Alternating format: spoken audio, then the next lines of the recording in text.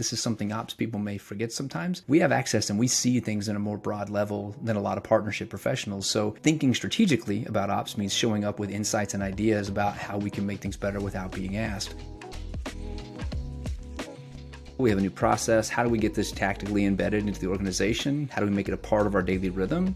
And how do we make sure we drive the most value out of the effort so that we're not mired in all this technical debt of manual process and effort? New partner operations is a broad role. In a lot of organizations, a lot of companies, it can mean a lot of different things. And when it gets to something like Nearbound, the role really becomes tactical in terms of delivery. Data hygiene is really critical. So when you look at the phases with your onboarding partners, you're digging into the data, sharing your insights, you're taking actions, and you're measuring, coaching, and iterating on those pieces. And increasingly, partner ops is becoming, I think, more of a strategic role to helping drive toward those insights and use that data wisely. So the first thing you're going to do, right, when you're looking at Nearbound Rhythm is you've got this account mapping software, right? And you need to get that integrated to your team and to your system. And a lot of companies do want to run toward integration with your CRM. It makes natural sense. You want to get that turned on. You want to make sure people have visibility. From an ops perspective, I tend to take a slower approach on that because we need to validate the quality of the data that's coming in. There's a lot of pieces. When you talk about onboarding partners, for example, onboarding partners is critical. And there's key pieces of that people may not think about when you think about the overlap and you think about what you're doing inside of your account mapping software versus what you bring into your CRM. In particular, you want to make sure that things you say are a customer mean the same thing to your partner. So the way you define and filter, the systems don't always tell you or help guide you on that. So you have to know when we work with our partners, and I do think it's important to pick maybe 5 partners to start with strategically, if you even have that many, to really drive your value and make sure you know what you're doing. So when you pull it into the CRM, great. We have a customer definition, an opportunity definition, a prospect definition. Nearbound's going to lean into that customer definition. What does that mean to the partner, right? Let's just make sure we're communicating with the partner during setup. Hey, by the way, when we say customer, this is what defines a customer in our system. Does that match with you? And you might even want to give them an onboarding guide that you build from an ops perspective. Hey, here's what we did. Here's what these things mean for us. We're going to give that to every partner that joins us because, Reveal is going to come in and say, hey, here's how you set this up. Here's how you use the system, but they're not going to know your definitions. That's not their job. So there's a role for operations, and it kind of blends into enablement, just depending on the size of the company. Ops is really commonly doing that enablement. And then you've got to fix your data sharing rules. You've got to make sure that your customer segments are aligned. Like a big part of this, right, is ICP. And with Nearbound, you're trying to find those customers that you're after, but maybe you don't have that overlap. So one of the things that you can work on doing is making sure all those definitions are clear, making sure partners know what you're after, and that you share a definition of a customer. If what you mean as an active customer doesn't align with what they mean, your Nearbound data could be off. Data hygiene in partnerships is always interesting because typically you're talking about partner data. That's where partner ops is going to work. But this is where partner ops becomes a really collaborative role. We're not just limited to partnership. We're working with CS and Rev Ops and marketing ops and everyone. So this is about going into our org and saying, hey, how do we define customer? I think I know, but let me talk to CS. Let me talk to sales. Let me talk and make sure we have our internal definition. And then we need to begin to refine that ICP against what's in there using the metrics that they provide. You don't need to do that in a vacuum internally. And once again, that's data you're going to go share with your partner and encourage your partner to take that same approach. Here's what we did. We started by validating what we think a customer is with each one of our main segments or other audiences, CS, sales, marketing. Do we have a shared understanding of what that is? If we don't, where do we have duplication, right? One thing you might have duplication on, just something to keep in mind, account structure.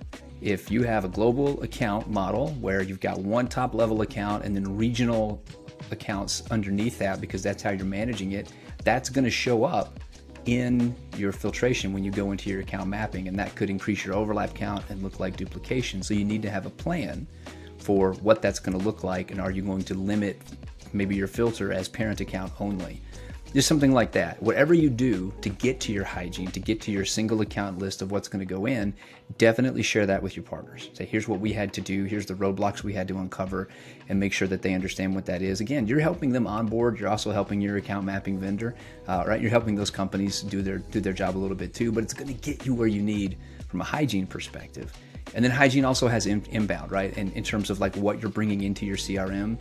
This is why I typically say go a little slower on integration, because you want to understand what the overlaps mean, what they look like. The ability to create custom overlaps inside of a account mapping platform can create what looks like duplicates if a customer falls into more than one overlap grouping, and you've got the standard customer overlap, and then you've got a different one that's targeted toward ICP and say pharmaceutical or whatever. that could show up as two separate overlaps in the system, but in your CRM, it might look duplicated. So those are things you need to learn to understand about these tools and systems before you start bringing a lot of data in. And clearly, the more you can go to a partner and say, great, let us help you navigate some of the minefield of adopting this new tech that is essentially critical to everyone's go-to-market rhythm in the future, you become a more value-added partner. So it's once again about that give to get. Let me help you be successful because here's what we've done to be successful too. If the partner shows up with a limited data set, then I think you need to share a limited data set, because what they're saying is, we can't do much more than this. If you're setting the tone and driving the adoption of these tools and these systems, then definitely, hey, show up, here's what we're willing to share. You put the pressure out on the table first. If you are driving the adoption of the tool, you put that pressure, hey, we've got all this we're willing to share with you.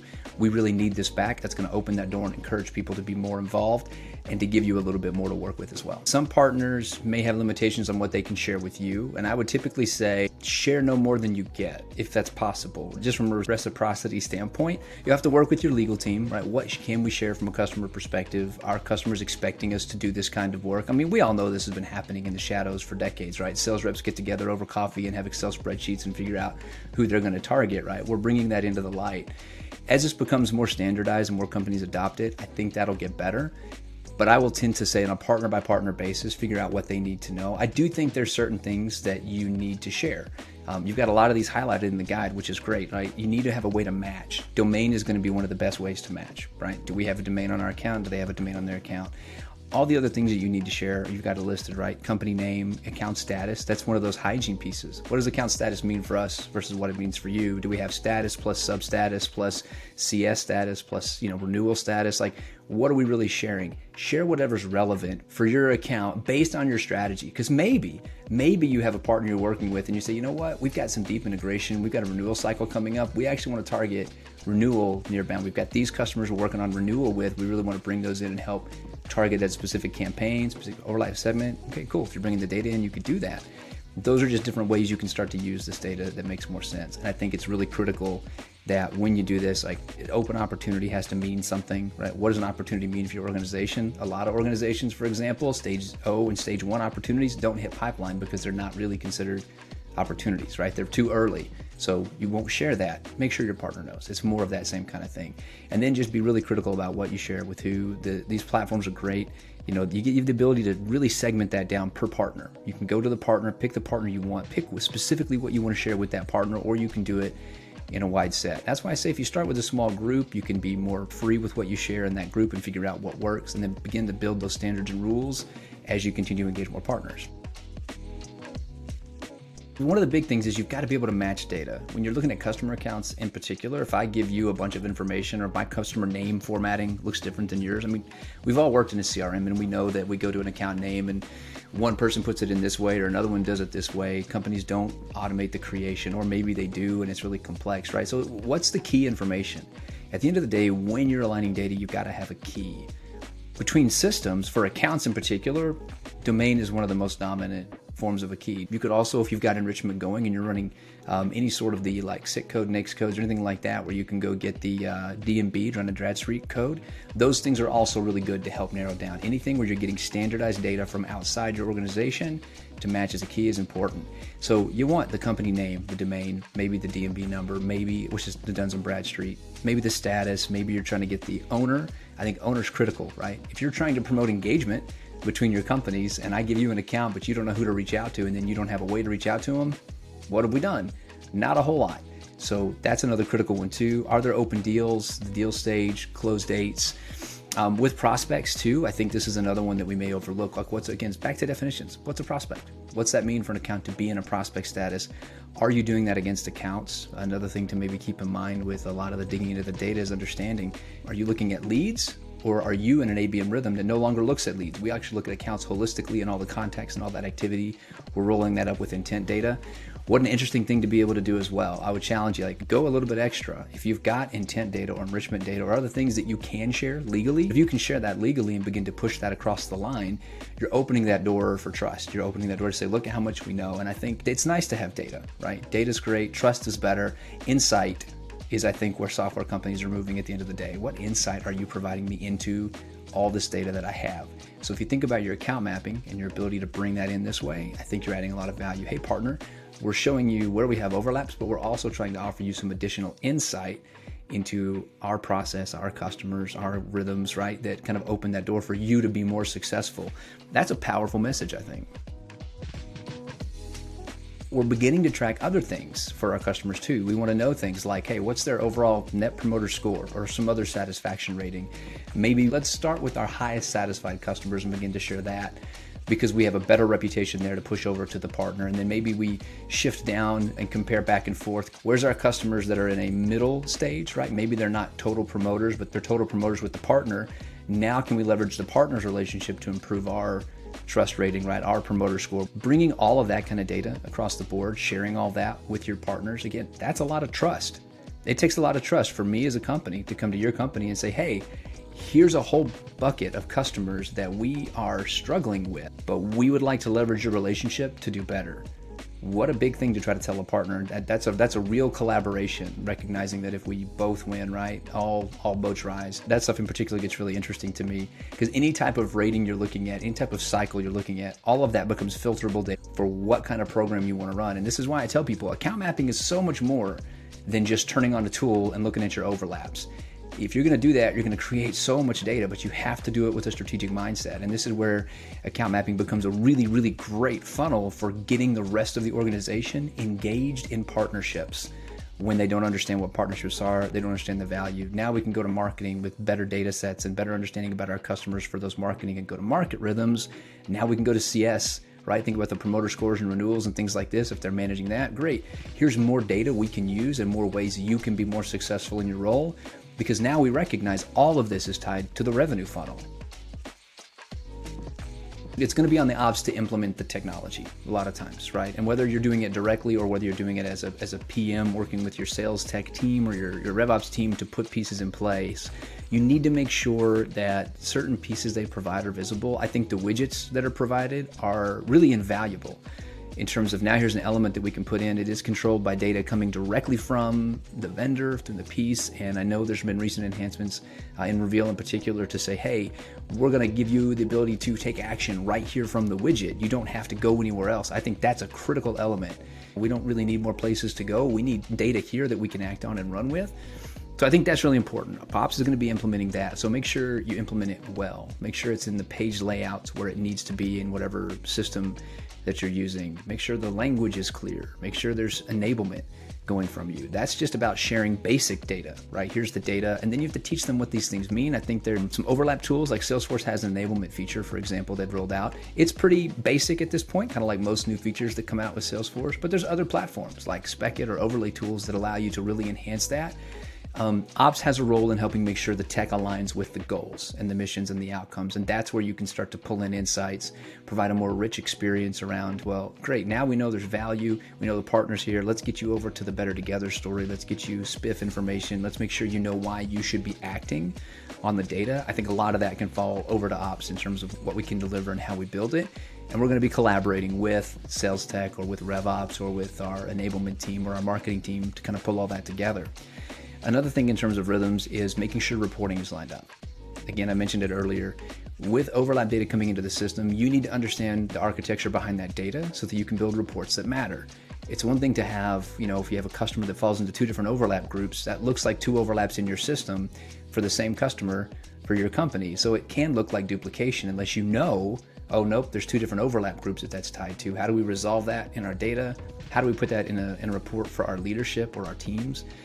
And that's one thing you're going to have to really be collaborative. Talk with your partnership teams. I can make a lot of assumptions about what's important with the data. I know from an ops perspective, there's a lot of things that I care about, but I need to know what the partners are looking for, right? The partnership leaders are looking for. Particular programs might have particular needs, so work with them to develop requirements. Work with them to understand, do you need this in a report? Are you looking for dashboards? How often do you want to see this? Can we deliver this to you in your email, right? I think it's crazy at this point in history, but everybody still works from email. Like no matter how much software we throw at people, everybody's still going to log into their email. That's where they want things. They want notifications. So cool. If that's what you want, how do I get that to you to make sure it makes sense? And I think more importantly, just depending on the company where you're at, how do I get this information in front of non-partner people in a way that makes sense to them? Do the reports look different? Does the formatting need to be different? Something we overlook is the power of anyone to be able to create reports in Salesforce means that anyone can create reports in Salesforce. They may not know the architecture. And that's true of any CRM, right? When you open the door for that, it's nice that you can go develop your own insights, but if you don't know the architecture and the caveats to what's in the system and what the data means, your reports don't have as much meaning. So I'm a big believer in standardizing reports for everyone and saying, hey, this is our truth. So when it comes to sharing the insights, I think partner ops needs to be the conduit for truth, right? Taking what the partnership team is after, turning that into clear reporting and insights, and then publishing that to the company and making sure they understand this is where you go to understand what this is, and this is where you go to understand what it means. When you're driving a strategic play like Nearbound and you're trying to say, hey, we're going to try out this new rhythm, it's not outbound, it's not inbound, it's nearbound. It's this new thing where we're trying to draw in partners to help us close business and targeted stuff. It's very important because you're working with new concepts, right? Account mapping in general is going to be a bit of a new concept, and now we're adding new layers of approach. So we need to be really clear about what those mean. And when you hit all those different metrics, you make it easy for other people to understand. Also, don't make your job too complicated from an ops perspective, because if you're out there having to manually generate all this stuff for multiple ways and deliver things through multiple avenues, that can also get stressful for you, and you'll spend your whole day doing that just to get insights. So figure out how you can deliver the most value to the most people in the shortest path, and then lean into that as the standard, and you'll always have to bring some other people in line. So everything I just ran through can feel like a lot for a lot of people when you think about how you manage reporting, but you can keep it in mind. It can be a pretty simple framework of your 4 W's, right? Who, what, when, and where. Answer that question about your reporting. Who do you need to share it to? What do those people need to see in that report? When do they want to see it? Is it quarterly? Is it monthly? What's the rhythm? And where do they want to see it? Is it going to be in the system, through email, through Slack? Who, what, when, and where when you do your reporting? That'll give you a pretty consistent framework to work through, whether it's nearbound, outbound, inbound, or anything else. I think about this kind of like we've got it all set up, we've teed it all up, now we need to jump into the game and we need to get going. And partner ops can really act in a quarterback role, helping support the business. And I think it's really important at launch, because as you go along, you develop the standards and the rhythms to do the phase 5 activities. So in the short run, when you're talking about getting real world feedback, you've got to pay attention to your data on a consistent basis. Right? You've done all this work to build your reports and build your framework and define your data and get it clean. You now can't just turn it on and forget about it. You need to set up a recurring rhythm. If you're ops and you happen to own the data and the systems and tools, you need to block time every week to make tactical advice. Block time every week to stop, look at the reports, see what's changed, and develop trending and awareness of what's happening with this information. Are we acting on it? Are we seeing new introductions, new meetings? Whatever you've set up to kind of track it, you need to stay on top of that. Look for friction in the process, push the team to take action. This is a big one that you see, I think, in a lot of direct systems. For example, if we're doing lead distribution or lead assignment, you might have ops people pinging those people on a daily basis. Hey there, Logan, you've got 4 new leads. You need to make sure you call them, okay? It's 24-hour SLA. Thanks a lot. Same thing for your partnership team, right? If they've got stuff coming in and they're not acting on it because it's new for them, it'll be new for your direct team. Wherever you can insert yourself to help push people toward action right after launching this effort is really going to be critical, and you need to stay on top of it, stay on top of the metrics, pay attention to what's working and what's not, and then it becomes more routine for everyone. So as time goes on, we get the routines, we get the rhythms, you start to see the results you're after, or you start to validate what's not working and make changes. You get that into your routine, and I think that work will taper down. But right off the bat, it's got to be really important that somebody's driving it, and I think a lot of that can come from ops because it's going to be data-driven. It is going to be critical that you track it, right? So how are you going to do that? There's so many ways to create objects. Now, what's nice about the Nearbound guide is that it does have some ideas. So you don't have to start from scratch. You don't have to make it up. You can go out here and just use what's available to you. That's one of the reasons they put it together. So things like, hey, the partner manager and the partner, you're going to have a call, and you need to have certain types of calls. It's the invitation to do the map, the full mapping review, specific account review. You're going to move through the rhythm of setting up the mapping, and you're going to be tracking that work in your CRM with these meetings and with these calls. At the end of the day, if you just start doing that with each partner that you're going to be doing mapping with, whether it's Nearbound or not, that's going to start to change the way you look at data in your org. It's going to start to change the way your behaviors go, and it's going to leave you in a spot to look at any partner in the future and come back and say, oh, you know what, we tried this and they were not open to it. Do we need to open that door? So this gives you a strategy for managing your partner accounts. And if you don't have tracking, you don't know what's happening. So you need to have ownership. You need to get that in the CRM if you can. And then you need to make sure that you disposition things correctly. This is, again, is going to be something that's maybe unfamiliar to a lot of partnership managers because they're too busy facilitating and quarterbacking deals and moving things forward. They don't manage a lot of opportunities directly. It just depends on the program and the rhythm and what they're after. So it's a new rhythm. It's a new piece. And this kind of comes back into that take action. As a partner ops professional, you're going to help get these pieces into play, hopefully working with the RevOps team or maybe building it yourself, training the team on what needs to be done and how they're going to disposition. And then you're going to stay on top of following up and making sure, hey, we had, every call should be dispositioned. It should indicate whether the partner's willing or unwilling. What's the next step? What do we have going on? That should be tracked. And if it's not, then you don't really know where you're at with the program. This is also part of why I say if you start with a smaller group up front, you get some testing, figure out what works for you, be iterative in your approach and make changes as you need to support the program and what people are willing or unwilling to do. If they're unwilling to do this, however, you're going to run into problems. Up until now, we've been talking about what I consider to all be like launch activities, right? This is big project stuff. If you haven't picked it up, this is not a small effort. This is a really strategic approach. You're going to need time in a quarter, however you block your capacity. Just make sure you have room to do this well and that you're giving it the attention. And I really do think, again, the ops perspective here is there's a lot of tactical stuff that ops has to do to help bring this live well. And in organizations that don't have ops, it's going to fall to the program managers, and they all know that. So hopefully they're listening and they're picking up and going, okay, good, here's things I don't normally do. Maybe I can put it together. But it's all leading toward this last piece, measure, right? This is when we get past all of our stress of going live and turning it on and checking it out and making sure it's validated and trying to prove that it works to people. And we get into that normal, comfortable rhythm of, great, this is just a part of what we do. It's a regular part of our rhythm. It's going to be a part of every partner onboarding. For example, maybe this is a part of our onboarding land. We've launched you, we've given you licenses, you're onboarded. Now we're going to move into the account mapping part of our onboarding process. Whatever it looks like. For ops, this is backing up a little bit off the take action, right? We're not so stressed about all the stuff because people are trained, they have the rhythm. We've got our onboarding and enablement content that we can throw out at partners or new hires, get them kind of measured up. And then what we're going to be looking for is looking at this on a regular basis, right? Bi-weekly, monthly, quarterly, whatever they want. I would say sooner, like more often, definitely on the front end, and you might trail that out as you go and everybody gets comfortable. But you want to work with your leadership and partners to make sure you're reaching the goals. Have we hit outcomes? What do we need to adjust? Is the data wrong? Is there a problem with a specific partner? What can you do to help pull levers? And then bring your insights. I think this is something ops people may forget sometimes. We have access and we see things in a more broad level than a lot of partnership professionals. So thinking strategically about ops means showing up with insights and ideas about how we can make things better without being asked. I think that's important. Like you might have the ability to see those gaps, those different blind spots that appear in the data that come from, okay, the partner said they map things a certain way, but it doesn't look like it's showing up the way they said. Let's go address that. Go be proactive and work with that partner. Make sure you've got open doors for those relationships. But at this point, you're setting up the recurring touch points, right? We've already talked about you're centralizing the reporting model. And I think a big part of this is also celebrating your wins, right? When it works, when it lands, when you bring it across the line, you've got people in sales you're talking to, you got the CS handoff. It's important. Every one of those, let's talk about, hey, we got you a new lead and it's in funnel. Hey, we closed it. That's a big celebration with sales. Sales does the handoff to CS for onboarding. Great. Hey, CS, this is a nearbound. Let's make sure we recognize that and recognize the partner. Like throw that in there everywhere that you can.